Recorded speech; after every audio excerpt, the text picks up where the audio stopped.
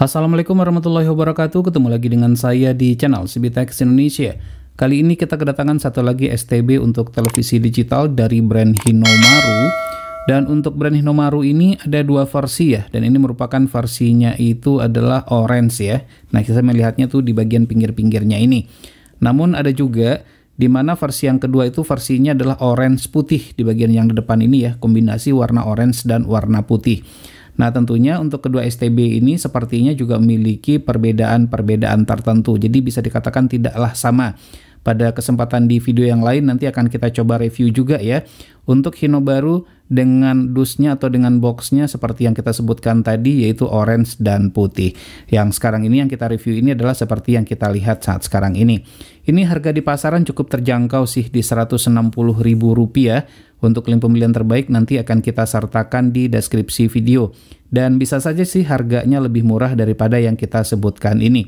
Sudah ber-SND seperti yang kita lihat. Kemudian ini juga sudah ada fitur EWS-nya. Kemudian untuk fitur-fitur yang lain sudah pasti untuk resolusinya mendukung Full HD. Untuk chipset, nah ini yang paling banyak ditanyakan oleh banyak pengguna. Untuk Hinomaru yang kita review ini chipsetnya adalah Ali.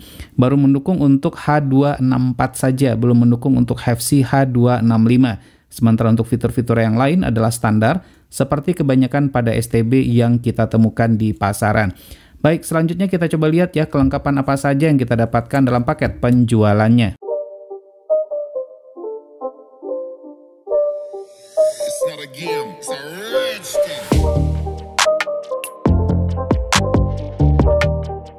Inilah kelengkapan yang kita dapatkan dalam paket penjualannya, di mana di sini kita mendapatkan kartu garansi. Garansinya ini biasanya sih berlaku selama 1 tahun. Namun di sini tidak tertulis ya jaringan service centernya di mana, sehingga nanti kalau seandainya terjadi kerusakan sepertinya akan terkendala juga ya, kemana kita harus mengembalikannya. Ya, satu-satunya yang bisa kita hubungi adalah seller di mana tempat kita membelinya. Nah, di sini ada lembaran kedua untuk service center. Nah, ini merupakan lembaran yang keduanya. Nah, ini hanya merupakan ketentuannya saja, berlaku selama 1 tahun. Sementara untuk alamat service centernya tidak tertulis ya di sini ya. Jadi bagi teman-teman yang nantinya tahu untuk service centernya, bisa dikomen saja di kolom komentar. Nah, kemudian ada buku petunjuk standar saja seperti ini. Biasanya ini tanpa menggunakan buku petunjuk pun, dikarenakan pengoperasiannya cukup mudah, jadi ini cukup kita simpan saja. Sudah mendapatkan kabel RCA untuk televisi tabung, dan tentunya untuk beberapa televisi LED juga masih mendukung untuk port RCA. Namun bagi yang menggunakan televisi LED yang ingin menggunakan kabel HDMI-nya itu harus dibeli secara terpisah. Dan ini baterai kita juga sudah mendapatkan sebanyak sepasang ya, AAA. Akan tetapi sama seperti video kita sebelumnya disarankan untuk menggunakan baterai yang lain saja, khawatir ini bocor sehingga dapat merusak remote control. Nah, ini merupakan remote controlnya, biasa saja ya, sama seperti kebanyakan remote control yang lain. Kelengkapan tombol adalah seperti yang terlihat, di mana untuk remote control ini tidak mendukung untuk fitur untuk melakukan pengkopian ya, pengkopian dari tombol infrared pada remote control yang lainnya. Jadi ini tidak mendukung ya. Jadi belum mendukung untuk fitur tersebut. Nah, untuk baterainya adalah di posisi bagian belakang. Oke. Nah, kemudian selanjutnya ini adalah STB dari Hinomaru tersebut. Nah, ini merupakan pada bagian front panelnya. Kelengkapan tombol 1, 2, 3, 4, 5. Jadi ada tombol volume, channel, dan juga tombol OK. Tombol power juga ada. Kemudian tombol menu juga ada. Jadi total ada sebanyak 7 tombol yang tersedia. Kemudian ditambah satu lagi di sini ada port USB ya, dan ini merupakan LED displaynya. Kemudian di posisi bagian samping kanan dan di bagian samping kiri terdapat ventilasi udara. Begitu juga pada posisi bagian bawah dan atasnya ventilasi udara juga terdapat. Dan semoga saja dengan ventilasi udara yang ada di mana-mana ini, sirkulasi udara menjadi lancar sehingga tidak akan terjadi overheat atau kepanasan gitu ya. Dan ini merupakan pada sisi bagian belakang, tidak ada main switch atau tombol utama. Namun di sini untuk port RCA-nya kita mendapatkan 2 pasang, jadi ini bisa dihubungkan untuk 2 televisi sekaligus, ditambah 1 dengan menggunakan kabel HDMI, jadi total bisa untuk 3 televisi sekaligus ya. Walaupun sebenarnya ini juga tidak akan mungkin kita gunakan, jadi ya mungkin kita menggunakan di salah satunya saja. Kemudian ini adalah port untuk ke antena.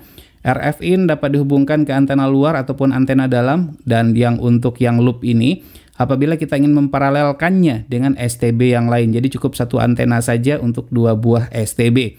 Nah, terkait dengan fitur pada STB Hinomaru ini, kita akan segera coba nyalakan saja dan semoga saja fitur-fitur yang terdapat di dalam STB ini sesuai seperti apa yang kita harapkan. STB ini dapat digunakan untuk televisi tabung dengan resolusi maksimal 720p dan televisi LED atau yang sejenis dengan maksimal resolusi 1080p Full HD. Berikut spesifikasi STB Hinomaru.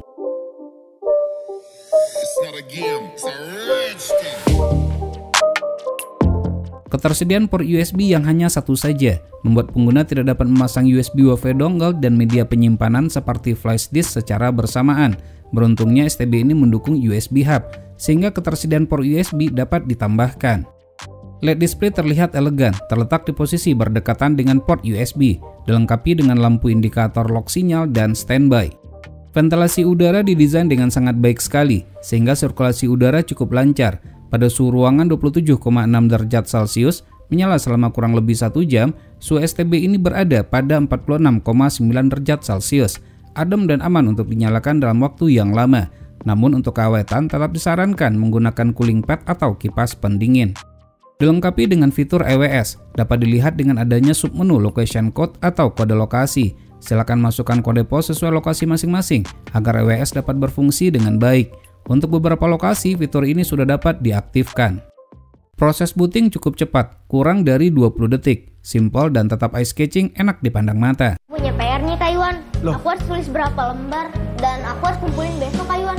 Waduh. STB Hinomaru menggunakan chipset Ali, memiliki tampilan user interface simple dan ringkas, tanpa dilengkapi dengan informasi bar. Pembacaan kekuatan dan kualitas sinyal dilihat dari persentasenya tidak dapat kita jadikan sebagai acuan untuk menilai kepekaan kualitas tuner yang digunakan. Lebih tinggi jika dibandingkan dengan kebanyakan STB sebelumnya yang pernah kita review. Berikut pembacaan sinyal untuk 3 MUX yang berada di lokasi saya. MUX Viva Group merupakan MUX dengan sinyal terendah namun dapat di-lock dengan baik dengan hanya menggunakan antena push-on kualitas biasa saja. Antena ini pun juga sudah dicabangkan untuk 4 televisi. Dapat dikatakan tuner STB ini sensitif, tidak kalah dengan STB menggunakan chipset Sunplus yang terkenal memiliki tuner dengan kepekaan yang baik. Pembacaan sinyal pada STB ini hampir sama dengan Venus Mini cabai rawit terbaru dan Pantesat HD99. Berikut perbandingannya.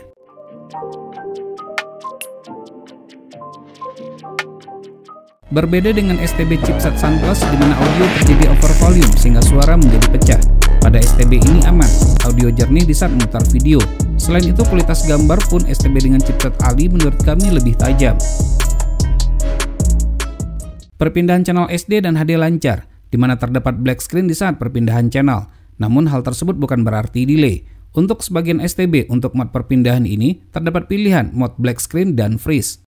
Untuk channel tertentu yang sering ditonton maka dapat dimasukkan ke dalam kelompok favorit. Terdapat pilihan sebanyak 8 kelompok. Untuk kelompok favorit ini, namanya dapat di-rename sesuai keinginan pengguna. Selain itu, channel juga dapat untuk diurutkan dan namanya pun juga dapat untuk di-rename. Kecamatan Waitenong, Kabupaten Lampung Barat, Lampung. Menariknya, untuk channel tertentu dengan alasan keamanan, jika diinginkan maka dapat untuk di-lock. Sehingga untuk menontonnya harus masukkan kata kunci sesuai yang sudah kita tentukan sebelumnya. Kita sekarang dilihat dari negara-negara lain untuk dari suatu kebijakan. Sama dengan STB yang lain, Hinomaru dengan chipset Ali ini juga sudah dilengkapi dengan fitur EPG. Jika tersedia, fitur ini memudahkan bagi kita untuk melihat susunan acara termasuk sinopsis tayangan yang akan ditonton. Dengan fitur record dan time shift, maka kita dapat merekam tayangan tertentu dan mempost tayangan tersebut untuk sementara waktu. Jangan lupa untuk memasang flash disk ataupun hard disk terlebih dahulu melalui USB port yang sudah tersedia. Sekarang kita masuk ke tampilan menu dan akan kita bahas satu persatu untuk fitur-fitur pentingnya saja. Untuk pilihan bahasa, kita pilih bahasa Inggris. Tampilan menu pada STB ini berbeda dengan kebanyakan STB yang beredar, namun mirip dengan Polytron PDV 620 dan PDV 709 dengan sistem scrolling ke bawah. Tampilan keren dan mudah dalam penggunaan.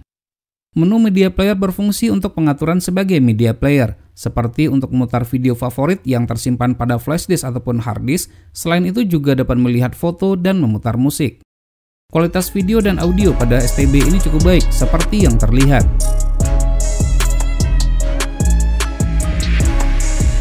Berikut perbandingannya dengan STB lain menggunakan chipset yang sama, yaitu Venus Mini cabai rawit yang terbaru.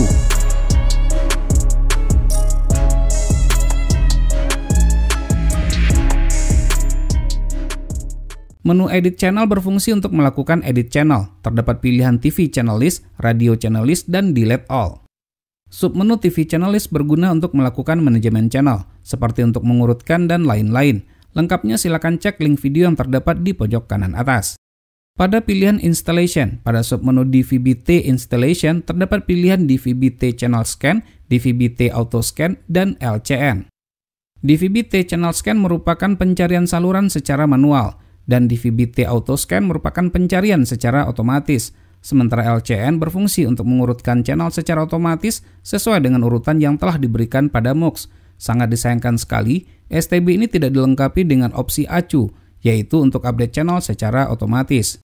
Pilihan sistem setup berisikan banyak pilihan untuk pengaturan STB ini. Berikut pilihan pengaturan yang tersedia.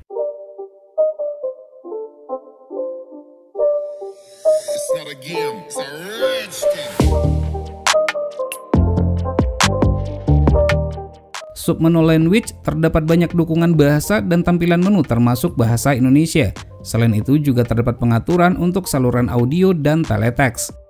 Submenu TV System adalah pengaturan untuk resolusi dan beberapa pengaturan lainnya, seperti untuk sistem audio. STB Hinomaru ini mendukung sistem Dolby Audio. Silakan ubah pengaturan digital audio out ke BS out. Berbeda dengan kebanyakan STB TV digital, di mana pada STB ini pilihan PVR setting berada pada menu sistem setup. Silakan atur untuk fitur record dan time shift. Submenu Other berisikan banyak pilihan, salah satunya adalah antena power. Jika diaktifkan maka akan berikan tegangan sebesar 5 volt. Pastikan antena yang digunakan mendukung, jika tidak maka sinyal akan menjadi zonk atau 0%. Menu tool berisikan pilihan sebagai berikut ini.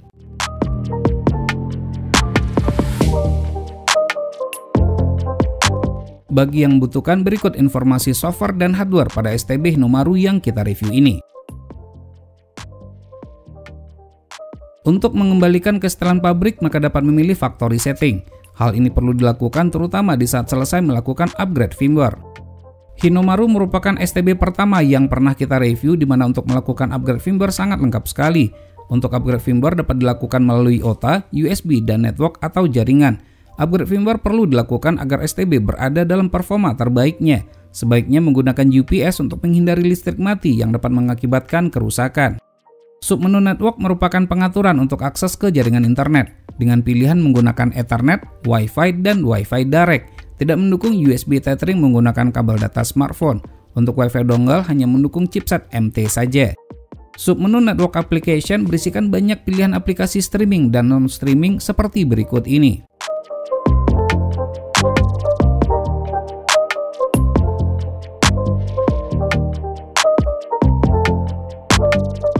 Pengguna dapat mengcasting video pada smartphone ke televisi dengan menggunakan fitur DLNA. Untuk lebih jelasnya, silakan klik link yang terdapat di pojok kanan atas video ini. Aplikasi streaming seperti YouTube, YouTube Kids, TikTok, dan WeTV berjalan lancar. Sebaiknya menggunakan internet dengan bandwidth 20 Mbps. Menu pencarian pada YouTube berfungsi dengan baik, dengan resolusi maksimal high definition atau medium. Jika YouTube error atau tidak dapat digunakan, maka silakan lakukan update pada APK-nya. APK pada STB ini dapat diupdate secara manual. Cara untuk mendapatkan APK YouTube, video tutorialnya sudah pernah kita buatkan. Silakan klik link yang terdapat di pojok kanan atas video ini. Untuk update APK dapat dilakukan dengan cara membuka aplikasi YouTube, pilih setting dengan menekan tombol kuning. STB Hinomaru merupakan salah satu STB low watt. Untuk daya listrik maksimal yang dibutuhkan setelah kita ukur, dalam keadaan menyala hanya 5 watt saja dan 0 watt dalam kondisi standby. Jadi aman, colokan tidak dicabut saat STB sudah dimatikan. Sekarang kita masuk kepada kesimpulan.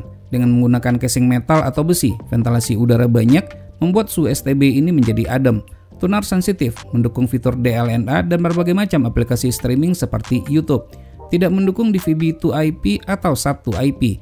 Akses ke jaringan internet dapat melalui USB Wi-Fi dongle dan USB LAN Ethernet adapter.